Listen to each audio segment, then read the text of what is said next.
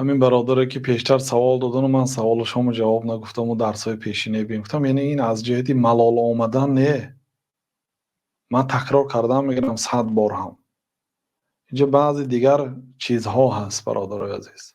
علما در کتاب هاشون هم گاه ها اینجا یک چند سبب ها میشده. بنابراین پیامبر صلی الله علیه و سلم به برادر مؤمن گمانی نیک کنید گفتن. یعنی شما خفه نشید وقتی که به سوالتان گاه جواب نمیتیم. مثلا در مجموع الفتاوا یا عموما در دیگر کتاباشون شیخ الاسلام میگن که این مسئله رو ما در دیگر جاها وسیع‌تر گپ زدگی هستیم. میگن مو یک اشاره میکنن و برای اونکه از موضوع برای بیرون نبر آمدن یا اینکه دو مراتبه یک مسئله رو تکرار نکردن ما در این باره وسیع‌تر گپ زدگی هستیم. یا حافظ ابن حجر در فتح الباری الله رحمت کند میگن که شرح این حدیث وسیع‌تر در کتاب حج می آید، برای اینکه این حدیث رو امام بخاری هم در کتاب نماز آوردین، هم در کتاب حج آوردین، هم در کتاب طلاق آوردین، هم در کتاب نماز زکات آوردین، هم در کتاب نکاح آوردین، هم در کتاب قضا آوردین. حدیث گاه در 20 موضع میبیارن. میگن که این مسئله جنازش در اینجا شرح دادن و گفتن مسئله زکاتش در کتاب زکات شرح میدیم. میگن بنابراین طبعی دارالطیبه بود، 20 جلد بود، بسیار کتاب خوب بود. این آدم محقق همین طبعی دارالطیبه فتح الباری و بسیار مهنت کرده بود. وقتی که حافظ ابن حجر ممکن ما این مسئله در کتاب جنایز شرح دادیم، گویا اگر در زیر حاشیه می نویسد که مجلدی فلان صحیفه فلان هم تو برگردید می آوید. یا در کتاب توحید شرح میدیم، گفت توحید در صحیح بخاری آخرین کتاب است.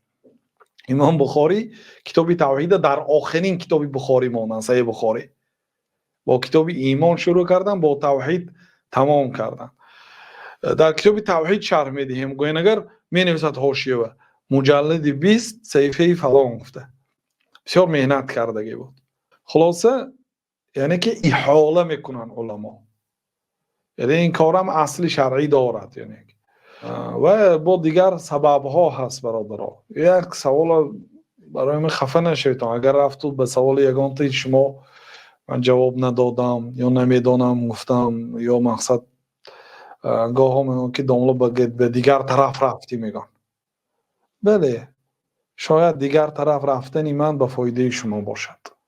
یک زنک یک مرد به تویش اشتراک کرده بودیم، زن گرفت بعد 3 روز آمده است، میگه داملا این زن 7 روزه حامله دار است. 3 روز شد به نکاح.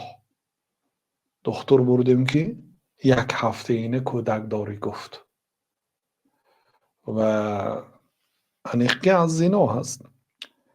من اگر حاضر اینو طلاقش را دهم، این زن خود را آویختنی هست، یعنی به قتل رسانیدنی هست.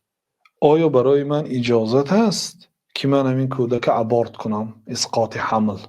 سوال بینید او چی سوال داده ایستاده است؟ من گفتم نکاحی تو نکاح نه، نکاحت نکاح نه، چون که تو زنی حامله دار نکاح کردی. طلاق ندهم، اجازت هست که من قطعی این زندگی کنم، اجازت هست که ابورت کنم. این مسئله ها را ما تو حال اول طلاق پرد. نکاحت نکاح نه برادر عزیز، این نکاح شدگی نیست.